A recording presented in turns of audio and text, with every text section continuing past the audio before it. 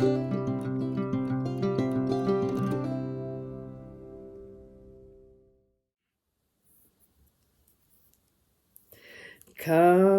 knit with me, come along and knit.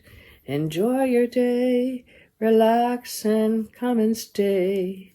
See what you can accomplish, see what you can gain.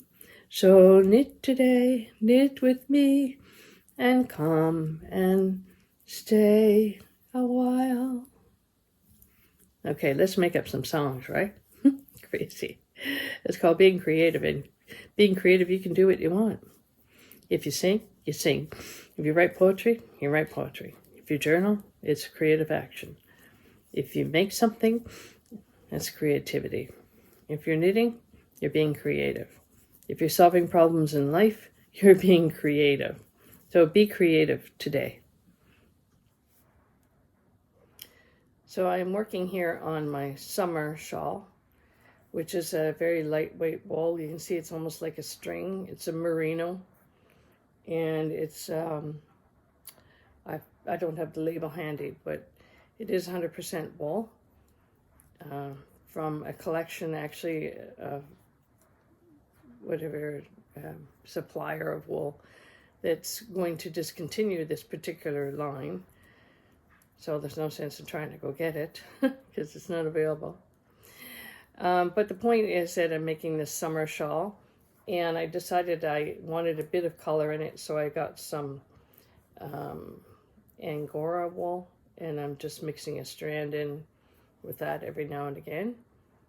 And I'm continuing on with the V-shaped shawl. You start at one end with the 3 stitches, and you increase only on one side, and then you reach the center point, which I have done, and you start your decreasing, which is where I'm at now.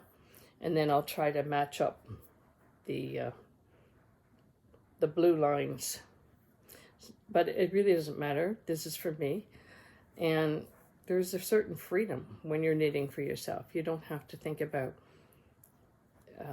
criticisms or complaints or anything else. It's just for you. So, and even with that, sometimes just accepting that, there is a sense of freedom, and you end up making few to none mistakes on it. So that's my summer shawl, and at some point I will take the flat straight edge and I'm going to crochet a particular design along the edge. I call it the snowflake or the star pattern, and it's the same one that I did on my green shawl.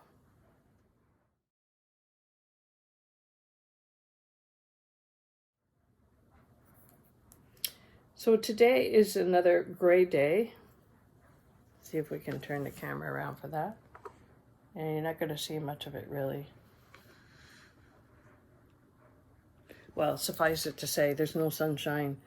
There was a day or two of sunshine. Now we're back to gray days. I dislike winter for that reason, that we have so many gray days. And it can affect your mood. I know there are people with seasonal affective disorder. It's called SAD, which means that they're sad for a season.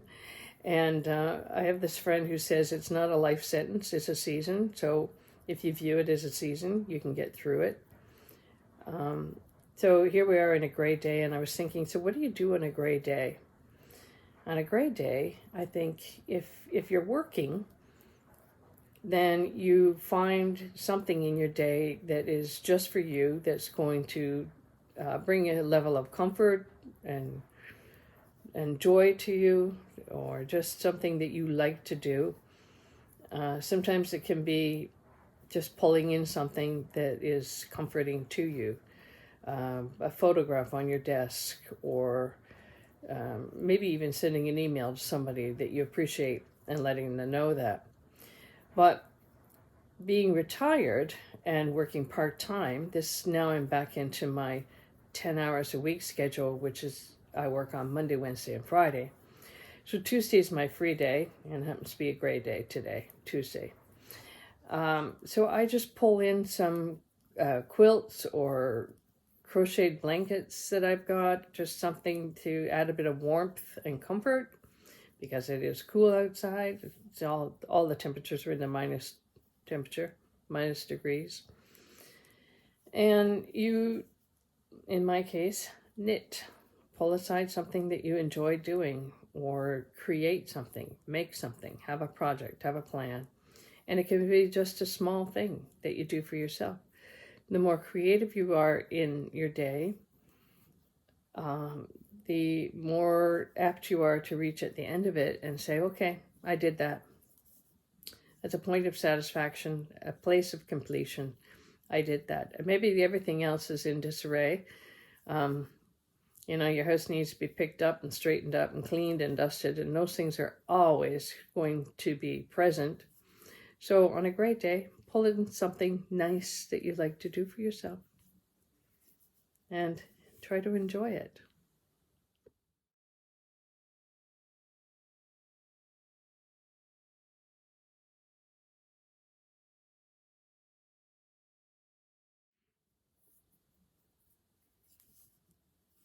I once taught a workshop that I created. I had to do it as part of my master's, create this workshop and actually run the workshop and then submit my slideshow and my presentation and my papers on it. And I got good marks on it. It was nice. But the enjoyable part was teaching it. And one of the things that, and the main points I mentioned in the workshop was, no matter what experience we go through, sometimes we have what I call the AFA effects. The AFA effects. And AFA is an acronym for anxiety, fear, or anger. Now, it doesn't mean that we're always going to have that, but sometimes you may find that you have one of those three or a combination of those effects in your life. So we go through a life experience, let's say a challenging one, because we do have a lot of challenges in life, disappointments and times where we wish we didn't have to go through whatever event is we're going through. And after proceeding through those events, you can have, let's say, a sense of anxiety. So, for example, the gentleman who I was speaking with, he told me about a near car accident he had where somebody was running a stop sign and he was going through. And of course, all cars stopped and everything was averted, no accident. But he always remembers that. And so he's like really, really super cautious when he drives. So that's an anxiety, an AFA effect. It's the after the event effect that has stayed with him. And we talked about ways to overcome that. And one is to look at the statistics in his life. He's a senior. He's never had a car accident. And that was a one-time event, which has not happened since. But what he finds is every time he comes to a crossroads section in his driving, he's very cautious, he's nervous, he starts feeling anxiety over being able to get through that road, and he remembers. So the antidote to overcoming that anxiety for him is to remind himself, statistically, he's gone through most of his life, actually all of it, without a car accident, that was a one-time event. And statistically, the odds are actually in his favor that it's not going to happen. Which you can, and you can still be cautious when you get to crossroads and stuff like that. But the thing is, he wants to be able to quell those feelings of anxiety. So you run those statistics through your head so that you can counteract the negative effects of anxiety that are occurring. His tendency was to avoid crossroads, and it's impossible. You can't do that. I spoke with a woman whose partner went through a red light at the bottom of a hill, and every time she was driving, she came to these red lights or lights at an intersection. She was super cautious, slowed down, sometimes below the speed limit, and was experiencing shortness of breath and sweaty palms, and she just found driving was very, very uncomfortable. So the way for her to go over that again is each time she's going through an intersection, she can remind herself that statistically that happened once when she was younger, that it's not likely to happen again, and she is still being cautious. And then there was a little trick. There's this little walking sign. My husband calls it the little man walking. If you see that white little man in the walking sign, you know that the light's not going to change, that you're still good. Or if you see the number countdown, you again have some idea as to when the light's going to change. And so if it's reaching 0, maybe slow down for the intersection and get ready to stop. But other than that, those are little tools that she can use to help her get through those intersections without feeling anxiety or fear.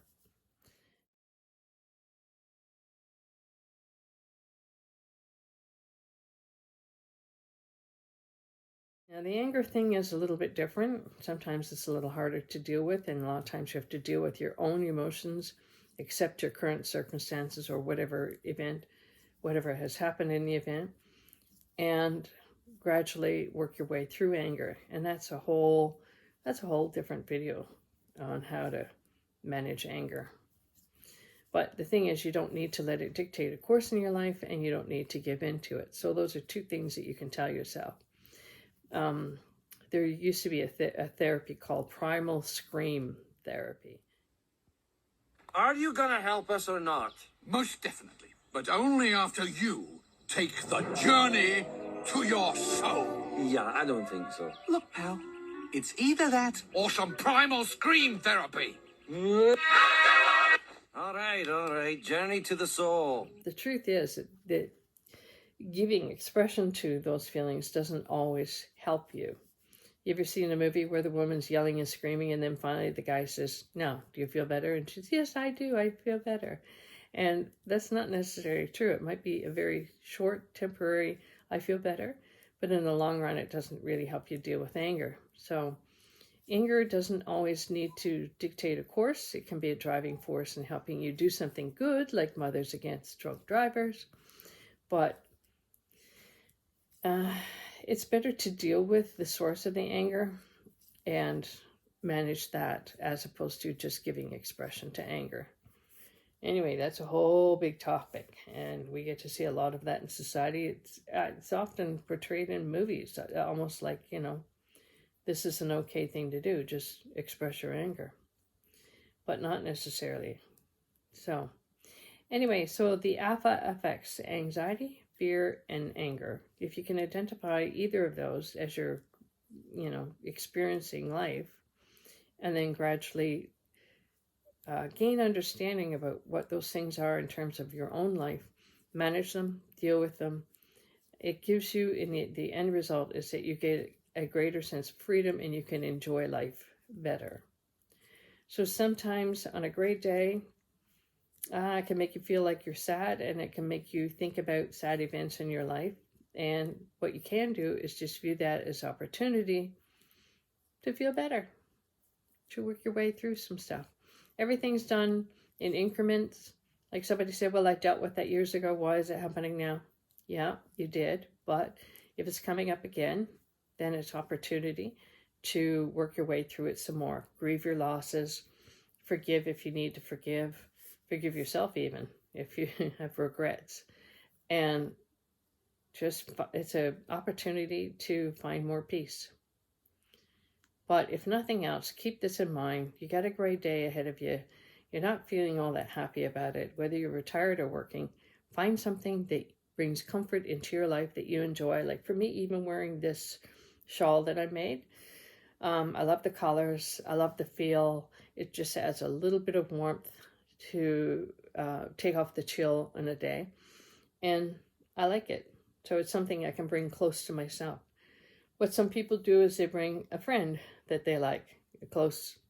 They invite them in for tea, or they go out together and do something. So you bring something that into your day that's going to bring you a certain level of comfort.